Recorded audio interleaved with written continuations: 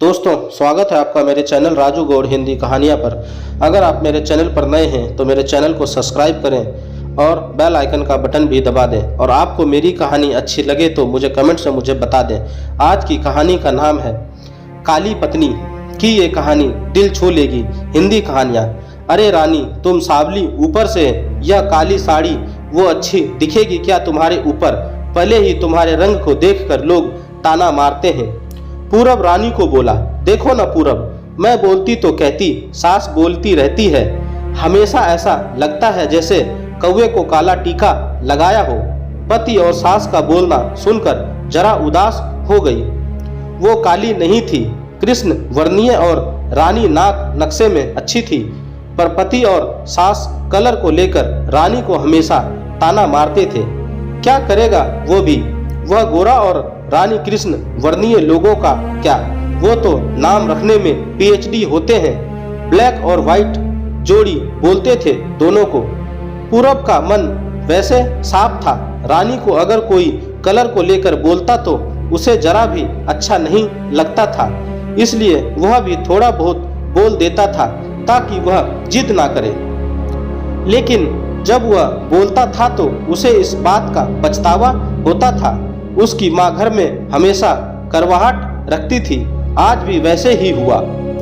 घर में उत्सव के माहौल में सुबह जब सास ने रानू से बात की तो वह थोड़ी घबराई हुई थी। उसका चेहरा भी शांत था।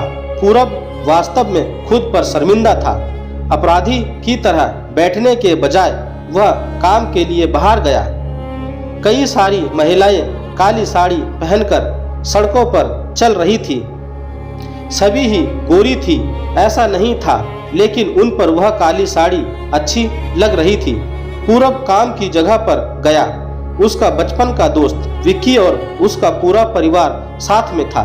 जान पहचान हुई तभी पीठ के पीछे से विक्की की पत्नी आई। वह भी काली सावली ही थी, काली साड़ी पहनी थी उसने। पीछे से एक आवाज आई, प्रतीक्षा दीदी, अच्छी दिख रही हो आप। आपकी साड़ी भी अच्छी है और आप भी। प्रतीक्षा के चेहरे पर खुशी आई। उससे ज्यादा विक्की खुश हो गया था। पूरब विक्की को कुतूहल से देख रहा था। विक्की ने वह देखा और जाना। वो पूरब के सवालों को हल करना चाहता था। विक्की ने पूरब से सीधे ही पूछ लिया, पूछो तुम्हारे मन में जो भी है, मैं तुम्हें उसका उत्तर देने के लिए तैयार हूँ। पूरब पहले हड़बड़ाया, फिर वह बोलने लगा कि नहीं नहीं, ऐसा कुछ भी नहीं है। विक्की ने पूरब से कहा, तुम मुझे नहीं जानते कि मैं लोगों का मन कितने अच्छे से पढ़ सकता हूँ। तुम तो मेरे बचपन के मित्र हो। तुम्हारे मन की बात भला मुझसे कैसे छुपी रह सकती है? विक्की आगे बोला, चलो ठीक है, तुम्हारा सवाल भी मैं ही बता देता हूँ। तुम यही सोच रहे हो ना कि मेरी पत्नी जो रंग से काली है और आज उसने काली साड़ी पहन रखी है, फिर भी वह और मैं इतना खुश कैसे? पूरब सब कुछ शांति से सुन रहा था और कुछ भी नहीं बोल पा रहा था। विक्की बोला, काला रंग ऐसा रंग है जिसमें दुनिया का कोई भी रंग मिला दो वह कभी नहीं बदलता, यानी कि किसी और रंग की संगत में वह अपना अस्तित्व कभी नहीं छोड़ता। इसी प्रकार प्रतीक्षा भी दिल से एकदम उस कलर के जैसी है, कभी भी रंगीन ना होने वाली लड़की है। वह अपने मर्जी से जिए, यही मुझे लगता है। मैं उसे खुश देखना चाहता हूँ। लोगों का क्या, वह तो बैठे ही है बुरा भला बोलने के लिए। गोरी औरत रही तो छिपकली बोलते हैं, क्या क्या नहीं बोलते लोग। ताना मारने वाले मारते रहें, हमें हमेशा खुश रहना चाहिए। वही मैं अब कर रहा हूँ। वो सुबह मुझे बोली, मैं कैसी दिख रही हूँ? अच्छी लग रही हो तुम। ऐसा बोलने पर उसके चेहरे पर वह कोलगेट स्माइल देखकर मुझे सकारात्मक ऊर्जा मिली।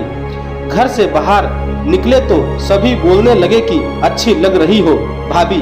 हम दोनों ने अच्छे मन से ये बातें सोची। कोई नहीं कोई ताना मारने के लिए बोला ही होगा ना, उस वजह से जीने की दिशा क्यों बदले? पूरब को उसके घर का सुबह का माहौल याद आया। वह खुद पर ही चिढ़ गया। उसे लगा वो सचमुच में गलत था। मैं ही रानी को दुख देता हूँ, उस वजह से सब उसे बोलते हैं। अब मुझे ही अपनी भूल सुधार कर उससे माफी मांगनी होगी। उसने हंसते हुए विक्की को अलविदा कहा। अपना काम निपटाकर वह एक साड़ी की दुकान पर गया। रानी के लिए उसने काले रंग की साड़ी ली और घर गया। घर जाने के बाद रानी शांत बैठी थी। उसने रानी को आवाज दी और साड़ी उसके हाथों में दे दी। रानी को जरा अलग ही लगा। उसने प्रश्नार्थक नजरों से पूरब की ओर देखा। उसने बॉक्स खोलकर देखा तो काले रंग की साड़ी थी। रानी, मैं लाया हूँ तुम्हारे लिए यह साड़ी, आज पहन के दिखाओ कैसी दिखती हो तुम। अच्छी नहीं लगी तो बदल देंगे साड़ी को। देखने तो दो कैसी दिखती हो तुम इस रंग में। रानी को जरा अच्छा लगा। चलो तैयार हो जाओ जल्दी से, हम जरा बाहर जाकर आते हैं। एक क्लाइंट के पास जाना है, उन्होंने बुलाया है जोड़ी में। पूरब का बोलना सुनकर रानी तैयार होने गई। काली साड़ी उस पर, हल्का सा मेकअप और लंबे बालों की चोटी। पूरब भी क्या, पूरब की माँ भी रानी को देखते हुए रह गई। पूरब बोला, रानी सॉरी, हाँ अरे लोगों की बातों में आकर मैं तुम्हें हमेशा बोलता रहा और खरा सौंदर्य किसमें है यह मैं भूल गया था।